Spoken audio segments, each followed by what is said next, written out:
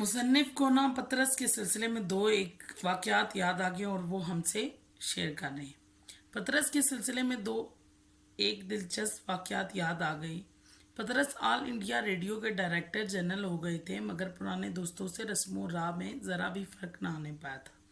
रस्मों राह, जान पहचान, ताल्लुक़। मिर्ज़ा साहब को उन्होंने किसी न किसी तरह आमादा कर लिया था, यानी कि मिर्ज़ा साहब को उन्होंने किसी न किसी तरीके से राज़ी कर लिया था कि रेडियो से कभी कभी तकरीर नशर किया करें। दो एक तकरीरों के बाद मिर्ज़ा साहब ने कॉन्ट्रैक्ट वापस करने शुरू कर दिए। कॉन्ट्रैक्ट मुआहदे शुदा शुदा बात पतरस तक पहुंची। शुदा शुदा यानी कि एक बात घुमाते घुमाते घूमते फिरते उन तक पहुंची। हाजिर होकर वजह दरियाफ्त की मालूम की। मिर्ज़ा साहब ने फरमाया, तुम्हें इस्लाह देने के बाद मुझे ये मंजूर नहीं कि तुम्हारे शागिर्द मुझे इस्लाह दें। पतरस ने बड़ी माजरत की, मगर मिर्ज़ा साहब आइंदा नशर करने के लिए मादा नहीं हुए। अगले दिन दफ्तर में क़यामत आ गई। पूरे स्टाफ को जमा करके उन्होंने ब्रॉडकास्टिंग के हुस्न अखलाक पर एक तवील लेक्चर दिया। प्रोग्राम ब्रॉडकास्टिंग होता है प्रोग्राम नशर करना, हुस्न अखलाक, अच्छा अखलाक। बात तो खुल ही गई थी। स्टेशन डायरेक्टर ने तकरीरों के इंचार्ज को बुलाकर कहा कि अगर अपनी खैर चाहते हो तो मिर्ज़ा साहब को मना कर लाओ। उसको मालूम नहीं था कि मिर्ज़ा साहब पतरस के उस्ताद हैं। हस्बे दस्तूर अपनी कार्रवाई दिखाने के लिए उसने उनके मसवदे में से दो एक फ़िक्रे निकाल दिए थे। यानी कि मसवदे कहते हैं हाथ से लिखी हुई तहरीर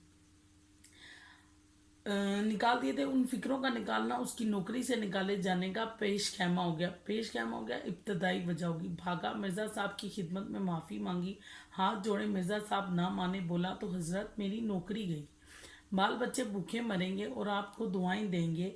मिर्ज़ा साहब के कान खड़े हुए तवज्जो दी उन्होंने उसकी बात को। बोले ये तो मैं नहीं चाहता। इसने कहा अगर आप ये नहीं चाहते तो इस कॉन्ट्रैक्ट पर दस्तखत कीजिए। मिर्ज़ा साहब ने फ़ौरन दस्तखत कर दिए। यानी कि मिर्ज़ा साहब ऐसे मिजाज के आदमी थे ना कि वो किसी की ज़्यादा बात या बहस करने को पसंद नहीं करते थे। इसलिए पतरस का एक वाक़या सुना रहे कि उसने बड़ी मुश्किल से राज़ी किया था कि आप जो है मेरे जो है रेडियो पर आके अपना प्रोग्राम नशर करवाया करें। और वो राज़ी हो गया और वो प्रोग्राम देते थे। लेकिन दो प्रोग्रामों के बाद उन्होंने वापस करना शुरू कर दिया, मुआहदा वापस कर दिया कि मैं नहीं करूँगा। पतरस को आगे पीछे से पता चला कि उनके साथ जो ब्रॉडकास्ट कर रहा था, प्रोग्राम जो ब्रॉडकास्टिंग करता था, उसने गलत किया है। यानी कि वो उनके हाथों से लिखी हुई तहरीर को थोड़ा बहुत चेंज कर देता था या दो तीन जुमले निकाल देता था, जिस पर पतरस जो थे वो उससे बड़े नाराज हुए और उसे कहा तुम्हें नौकरी से निकाल दिया जाएगा। जंग के ज़माने में हुस्न इत्तेफाक अच्छा इत्तेफाक से दिल्ली में लाहौर के बेशतर अदीब और शायर रेडियो में या दूसरे सरकारी महकमों में जमा हो गए थे। पतरस की तहरीक पर एक महदूद अदबी हल्का कायम किया गया। अदबी हल्का यानी कि अदबी लोगों का एक गिरोह। बच्चे अब ये दूसरा वाक़या है जिसमें डॉक्टर तासीर जो थे वो नामवर अदीब और नकाद थे। फैज़ मारूफ शायर थे। हामिद अली खान बानी एडिटर और अदीब थे। हमीद अहमद खान अदीब और नकाद थे। चिराग हसन हसरत अदीब और मज़ाह नगार थे। महमूद निज़ामी अदीब और ब्रॉडकास्टर थे। गुलाम अब्बास का शुमार बहुत अच्छे अफसाना नगारों में होता था।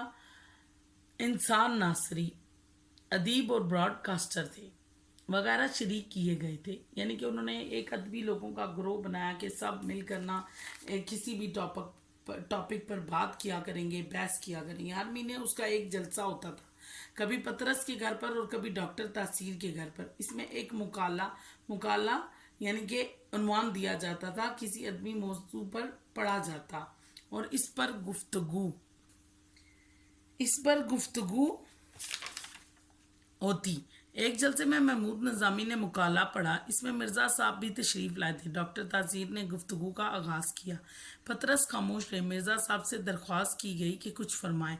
मिर्ज़ा साहब बहस मुबाहिसे को नापसंद करते थे, इसलिए बड़ी मोहतात राय देते थे यानी कि एहतियात से मशवरा दिया करते थे।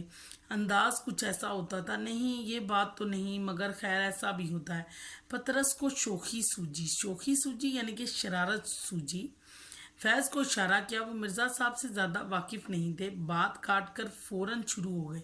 ये तो आपको मालूम ही होगा कि रूमी तहज़ीब यूनानी तहज़ीब के बाद उभरी। इतना तो उनका कहना और मिर्ज़ा साहब का जलाल में आ जाना, गुस्से में आ जाना। जी हाँ, मैं ये जानता हूँ और ये भी जानता हूँ कि पुरानी तहज़ीबों की तारीख का एक दरिया था कि उमड़ चला आता था। इस दिन मुझे भी अंदाज़ा हुआ कि मिर्ज़ा साहब के सीने में इल्म की कितनी दौलत भरी पड़ी है। फैज़ पशेमानी से बार बार मिर्ज़ा साहब की तरफ देख रहे थे, पशेमानी से, शर्मिंदगी से। पतरस दिल ही दिल में हंस रहे थे कि देखा, इसे कहते हैं इल्म का समुंदर। इल्म का समुंदर, बहुत ज़्यादा इल्म होना। हम सब दम बखुद साकित बैठे मिर्ज़ा साहब को आंखें फाड़ देख रहे थे। यानी कि हम इतने हैरान हो गए थे कि हम बगैर हरकत किए उनकी तमाम बातों को सुन रहे थे। पतरस ने मिर्ज़ा साहब के जलाल को ख़त्म करने के लिए फ़ौरन चाय का सामान रखवाना शुरू कर दिया और खुदा खुदा करके मिर्ज़ा साहब का जलाल रफ़ा हो गया, यानी कि गुस्सा दूर हो गया। ये था मिर्ज़ा मोहम्मद सईद का पतरस बुखारी के साथ दूसरा वाक़या, जिसमें आपने देखा कि पतरस बुखारी को दिल किया कि मिर्ज़ा मोहम्मद सईद को सुना जाए, इसलिए उन्होंने शरारत की और कहा कि आप बीच में कुछ बोलें। जब वो बंदा बोला और जो मिर्ज़ा मोहम्मद सईद थे उनको गुस्सा आ गया और फिर उन्होंने अपने इल्म का इजहार किया। जब वो इल्म का इजहार कर रहे थे, यानी कि अपने इल्म से दूसरों को रोशनास करवा रहे थे, तो तमाम के तमाम सकते में आके बिल्कुल हरकत भी नहीं कर पाए और उनकी बातों को गौर से सुनने लगे। नेक्स्ट पैराग्राफ में पढ़ेंगे, मिर्ज़ा साहब घंटों मुताला करते थे। उनके कुतब खाने में हर इल्म की किताब मौजूद थी। मुलाजमत दरसो तदरीस ही की थी, इसलिए नई से नई किताब पढ़ते रहते थे। फरमाते थे कि अगर मैं इतना मुताला ना करूँ तो इन अंग्रेज़ प्रोफेसरों के आगे कैसे ठहर सकता हूँ। पेंशन लेने के बाद भी उनका वाहिद मशगला मुताला कुतब ही रहा। उनका ये शुगल अब तक जारी था। पेंशन का बड़ा हिस्सा किताबें खरीदने में सर्फ कर देते थे। यानी कि वो बता रहे हैं कि मिर्ज़ा साहब को पढ़ने का बहुत ज़्यादा शौक़ था और उनके घर में हर तरह की इल्मी किताब मौजूद थी। उन्होंने एक लाइब्रेरी बनाई हुई थी जहाँ पर उन्होंने तरह तरह की किताबें रखी हुई थी और जब उनको पेंशन मिलती थी वो उसका ज़्यादातर हिस्सा इन्हीं किताबों को ख़रीदने में खर्च कर देते थे।